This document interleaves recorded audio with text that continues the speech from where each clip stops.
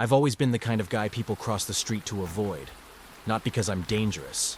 Not because I look threatening. Honestly, I look like the opposite. Skinny, pale, glasses a little too thick, and that kind of nervous way of walking where it seems like I'm apologizing with every step. But people sense something's off. They don't know what, and I don't either. I'm not normal. Never have been. In high school, I was the freak everyone whispered about. The kind who sat in the back of class, doodling in notebooks. Not because I was artistic, but because I was just trying to look busy so nobody would try to talk to me. The kind who ate lunch in the bathroom stall just to avoid sitting alone in the cafeteria. My classmates called me Roach. Quiet, ugly, skittering. A pest. I graduated barely. Went to community college, dropped out, started working night shifts at a gas station where nobody really looked at me. Just the kind of life where you move from one box to another. Invisible, unnoticed. Except for one thing.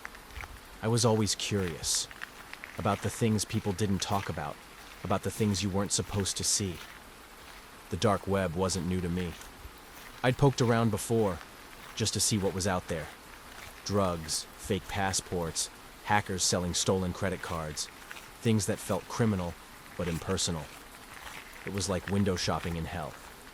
But then I found the forum. It didn't look like much at first.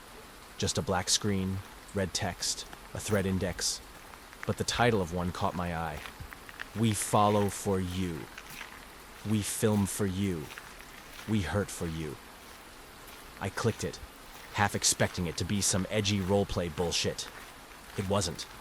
Inside were video previews, grainy clips, shaky cam, low light. A man in a hoodie trailing a woman down a city street. Another video, different angle. The same woman at a grocery store, looking over her shoulder nervously. Another, from across the street, her apartment window lit while she undressed. The text underneath read, "Target selected. Footage begins within 24 hours. Payment in BTC required for escalation." Escalation. I scrolled further. I shouldn't have, but I did. And that's when I saw the first torture video. No jump scares, no horror movie atmosphere, just raw footage. A man tied to a chair in a basement, duct tape across his mouth, sweat dripping down his face. Someone off camera asked a question I couldn't hear. The man shook his head desperately. The person behind the camera laughed. A moment later, a gloved hand appeared with a pair of pliers. The screaming started. I slammed my laptop shut, heart pounding in my throat. My whole body trembled. It felt like watching a nightmare crawl into reality. But later that night, when I was back at the gas station, sitting behind the counter staring at the buzzing fluorescent lights, I couldn't stop thinking about it. It was wrong. Disgusting. But I wanted to look again. I wanted to see more. I told myself I wouldn't go back. That it was too fucked up. Too dangerous.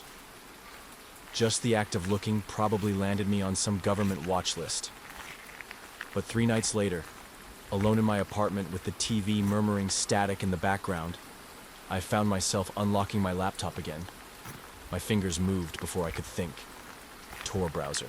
Hidden wiki. The bookmark I swore I'd delete. The forum loaded. My stomach turned as I scrolled. New threads, new clips. Each one worse than the last. A man being dragged into a van. A terrified teenager crying in a basement.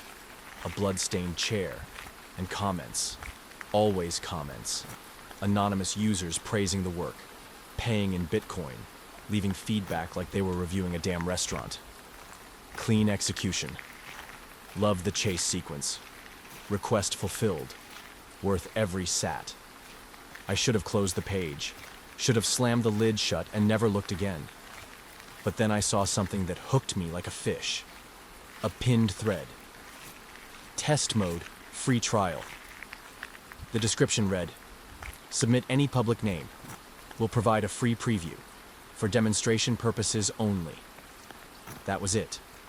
That was all it said. My fingers hovered over the keyboard. I laughed nervously, shaking my head. It had to be a scam, right? A trick to bait gullible idiots. but some sick part of me wanted to see. So I typed in a random name, just someone from memory. My old high school teacher, Mr. Keener. He was probably retired by now. What would it matter? I hit submit. The page refreshed. A loading bar crept across the screen. And then a thumbnail appeared. It was Mr. Keener, older, grayer, hunched over in a supermarket aisle. The footage was shaky, filmed from behind a shelf of cereal boxes. I stared at the screen so long my eyes burned. This was real. The next day, I couldn't stop thinking about it. My hands shook as I rang up customers at the gas station, my eyes darting to every security camera like someone was watching me too. When my shift ended at 3 a.m., I drove home with the radio off, heart thudding in the silence. As soon as I sat down on my couch, I opened the laptop again. The trial was still active, so I tested it again. Another random name. A girl I remembered from middle school, Sarah. We weren't friends, but I remembered her braces and her laugh. I typed it in. The preview loaded. There she was, sitting at a bus stop, scrolling on her phone. Different camera angle, same shaky footage. I felt sick. My stomach twisted, but I couldn't look away. That night, I dreamed of faces in the dark, all of them staring at me. A week later, I crossed the line.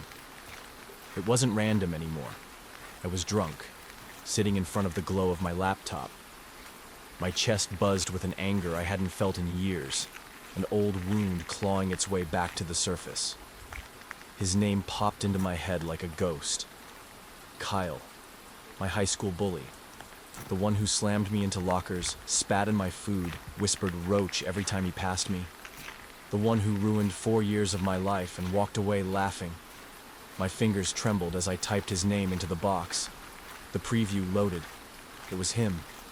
Kyle, older now, heavier, standing outside some bar with a cigarette dangling from his lips. He laughed with his friends, oblivious, while the camera filmed from across the street. Something broke inside me. Some dark knot untied itself. I laughed, a sharp, ugly sound I didn't recognize as my own. I paid. The Bitcoin was easy enough to buy. Within hours, I had an account loaded. My order was confirmed. The next day, a new thread appeared. Target. Kyle. The first video was shaky footage of him leaving work. The second, someone following him into a parking lot. The third, a shot through his living room window.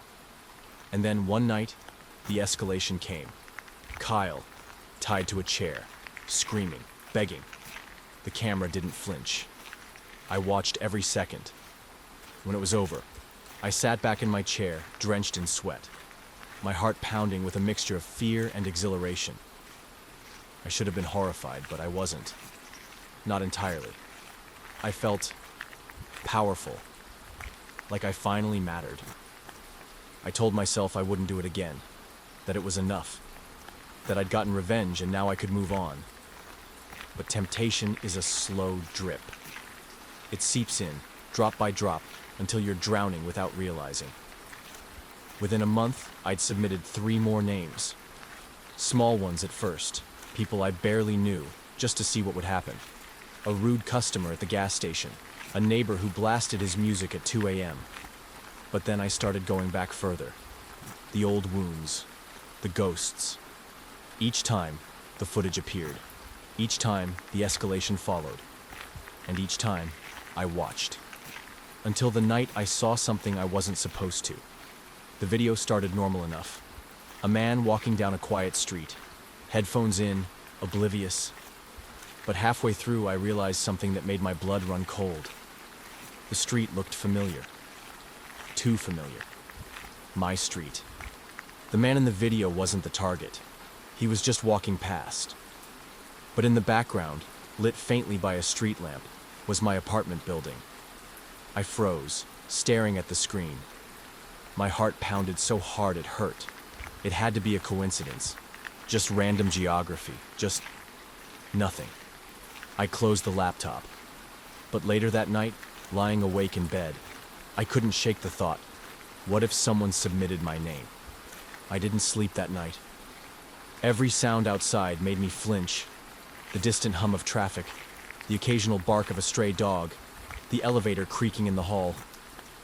I lay on my mattress, staring at the ceiling, too afraid to close my eyes. By morning, I convinced myself it was nothing. Just paranoia. Of course it was nothing. That site had thousands of users, thousands of targets. The odds of one clip catching my street by accident weren't impossible. But the thought lingered. At work, I kept glancing at the CCTV monitors mounted above the counter. Each time someone walked into the gas station, I felt a surge of adrenaline, like maybe one of them was there for me. Customers gave me weird looks when I stared too long, but I couldn't help it. By the time my shift ended, I was trembling. When I got home, I told myself I wouldn't open the laptop. I even unplugged it, left it sitting on the desk.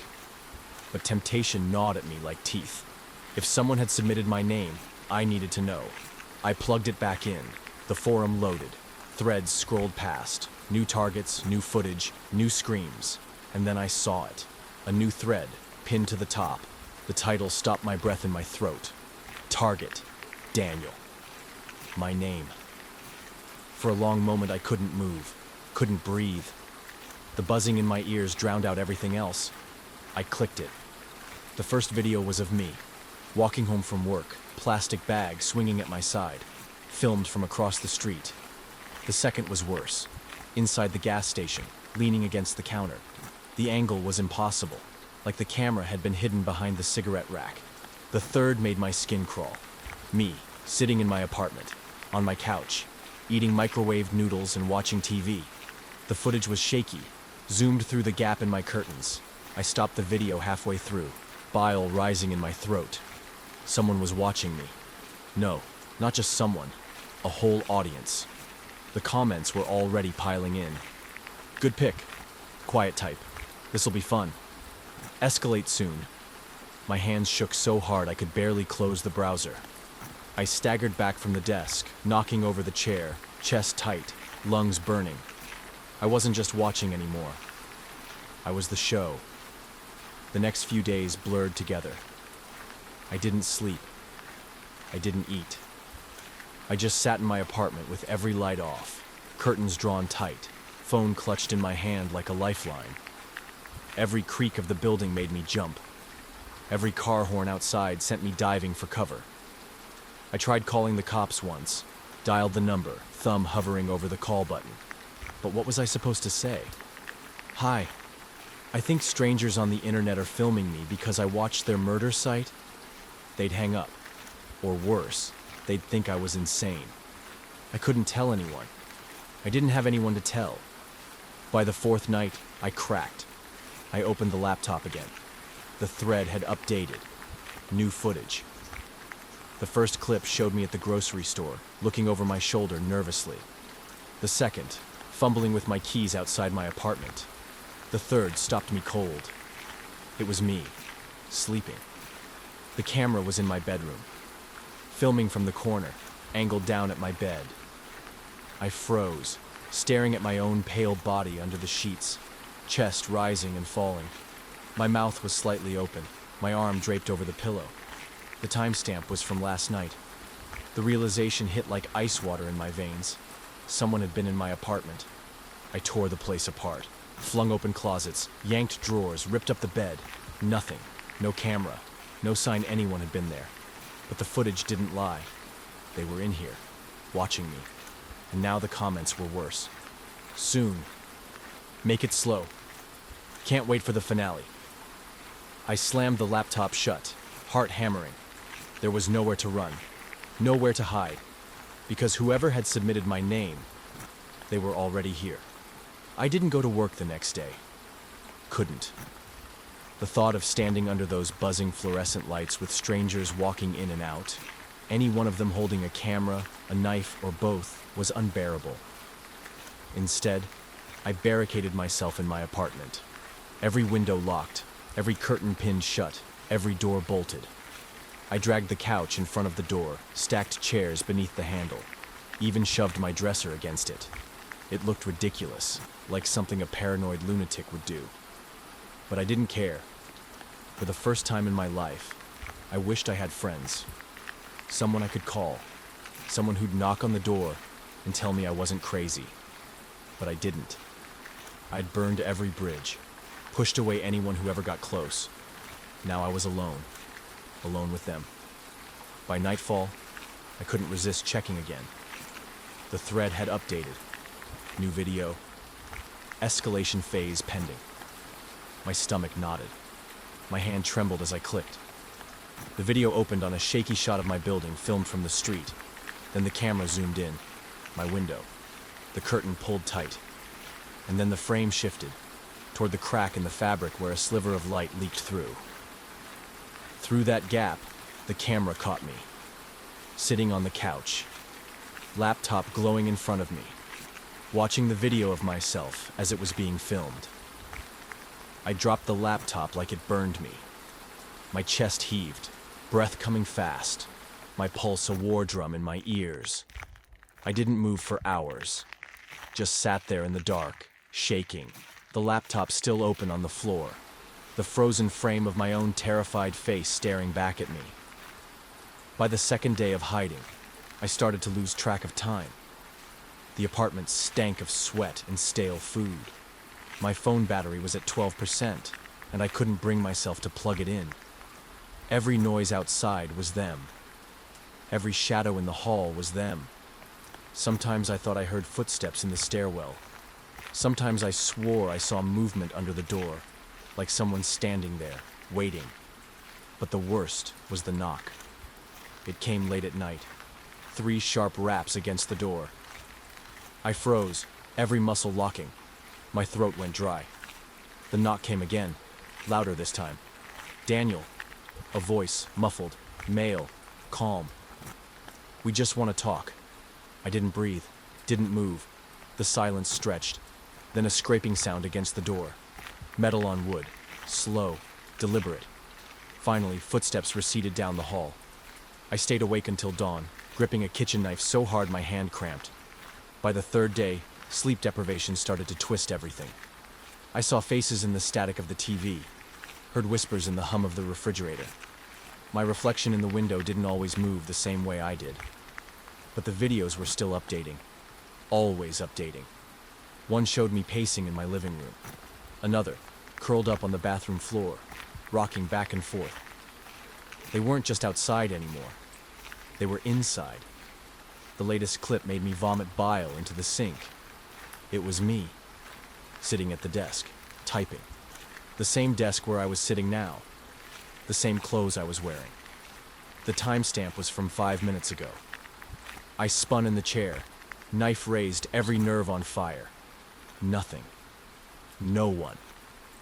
But the video had been recorded, which meant they were here, watching, always watching. The comments under the latest video blurred together through my tears. Almost time. Don't let him run. Tomorrow night. I slammed the laptop shut, bile rising in my throat. Tomorrow night. That was the end. I had less than 24 hours. I couldn't stay in the apartment anymore. Every creak of the floorboards, every gust rattling the window, every shift of the shadows made my skin crawl. I knew they'd come tonight. Tomorrow night, the comments said. And waiting here was suicide. So I packed. If you could call it packing. I shoved a change of clothes into a backpack, my phone charger, the knife from the kitchen. That was it. I didn't own much worth taking, and none of it would save me.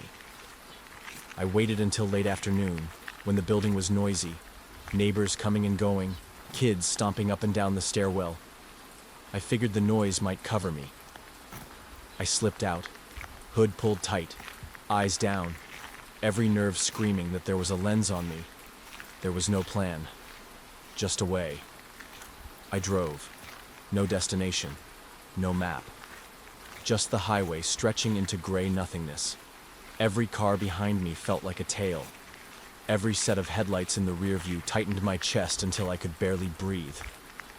I switched lanes at random, took exits just to loop back on, tried to lose people who probably weren't even following. After 2 hours, I pulled into a motel off the interstate. Cheap, stained carpet, buzzing neon sign. Perfect. Nobody would look for me here. I paid cash, carried my bag inside, bolted the door. The silence was heavy. Too heavy. I sat on the bed, knife in my lap, staring at the walls. And then, stupidly, I opened the laptop. The site loaded instantly, like it had been waiting for me. New thread update. Target. Daniel. Location change confirmed. My blood went cold. The first video was me, pulling onto the interstate, filmed from the car behind me. The second was me, checking into the motel, handing over cash at the front desk. The third was the motel room door. From outside, the comments scrolled fast, almost gleeful. Good chase. Don't let him sleep. Tomorrow night, still on schedule. I shut the laptop, heart hammering. I pressed my ear against the motel door. Silence. But silence didn't mean safety. That night I tried to stay awake, but exhaustion hit like a drug, dragging me under no matter how hard I fought. I woke to the sound of my own breathing on the laptop speakers. The laptop was open on the desk. I hadn't touched it. The video showed me sleeping, curled on the bed, mouth half open, knife on my chest. The timestamp was 5 minutes ago. The camera panned slowly, as if savoring me. Then it tilted toward the motel room door. A shadow fell across the bottom of it. Feet. Standing there. I jumped up, knife in hand, sweat pouring down my face. I lunged at the door and shoved the dresser against it, chest heaving. Silence. When I finally dared to look again, the shadow was gone. But I knew. They weren't. By morning, I was already gone. Checked out before dawn, back on the road with no idea where I was heading. Just away. Always away. I drove until my gas tank was nearly empty, pulled into another town, bought another burner phone, and kept moving. It didn't matter. That night, the thread updated again. The first video. Me at the gas station, paying for fuel. The camera was 3 feet behind me. The second, me pulling into another motel. The third, me staring at the laptop, watching the video of myself. The comments blurred together. Don't drag it out too long. Tomorrow night. Can't wait. Tomorrow night. Again. Always tomorrow night. Like they were savoring it. Like they wanted me to rot in fear before the finale. And it was working. By the 5th day, I'd stopped running. I was too tired, too strung out, too broken. I sat in another nameless motel, knife useless in my hand, laptop glowing on the desk. My reflection stared back at me in the black screen. Hollow eyes, greasy hair, a dead man walking. I whispered to myself, if they're going to do it, just do it. Please, just do it. The screen flickered. The thread updated. Finale scheduled. Midnight. The newest video showed the motel room. My motel room. Filmed from inside while I sat on the bed. And then for the first time, the camera turned. Toward the closet. Where the door was cracked open. And a face was smiling in the dark. I dropped the knife. It clattered against the motel carpet. Useless. Pathetic. My throat locked. My body frozen. The closet door was still cracked open, but the face I'd seen, pale, smiling, eyes wide, was gone. I couldn't tell if it had really been there, or if sleep deprivation had finally broken me. But the video was still playing, and in the video, the face was real. It was there, in the dark, watching. I wanted to run. I wanted to grab my bag, sprint to the car, keep driving until the wheels fell off. But something inside me already knew. It wouldn't matter. They'd follow. They'd always follow. Midnight. The word echoed in my skull like a countdown clock. At 11:37 p.m., the knocking started. Soft at first. 3 little taps against the motel door, then harder, louder, rhythmic, like a heartbeat. I pressed my back against the wall, sliding down until I was curled on the floor. My hands shook so violently I couldn't even hold the knife anymore. The laptop chimed. New video uploaded. I crawled to it on hands and knees, bile sour in my throat. The video was live. The camera was in the corner of the motel room. Same angle as before. It showed me, crouched on the floor, shaking, staring at the screen. The knocking grew louder, louder. The comments poured in. Showtime. Make it last. Take the knife from him. At 11:53, the door splintered. I screamed as the wood cracked. The dresser screeched across the carpet. A gloved hand reached through the gap, fingers curling, yanking the chain free. The door swung open. They came in. 2 figures, faces masked, moving with calm precision. One carried the camera, the other carried duct tape. I backed into the corner, shaking my head, sobbing. Please, please, no. But they didn't speak. The one with the tape pinned me to the floor with terrifying strength. The other held the lens inches from my face. I saw myself in the reflection, wild-eyed, mouth open, pathetic. The comments were still streaming. Perfect. Finally. More screaming, please. The tape stretched, wrapped around my wrists, my ankles, my mouth. The world shrank to the sound of it peeling, the flash of the camera light, the hot sting of tears in my eyes. They propped me on the chair, the same chair I'd seen so many others tied to. I shook my head violently, tried to scream through the tape, tried to thrash free. It didn't matter. The one with the camera adjusted the angle. Focused. The other leaned close, whispered into my ear. Smile. The pliers glinted in the light. The comments blurred into a frenzy of excitement. Do the teeth. Start small. Take your time. Pain bloomed white hot. My scream tore through the duct tape, muffled but raw. Blood filled my mouth. The camera zoomed in. I begged with my eyes, begged anyone watching, anyone behind the screen, anyone in the world to stop this. But the comments only laughed.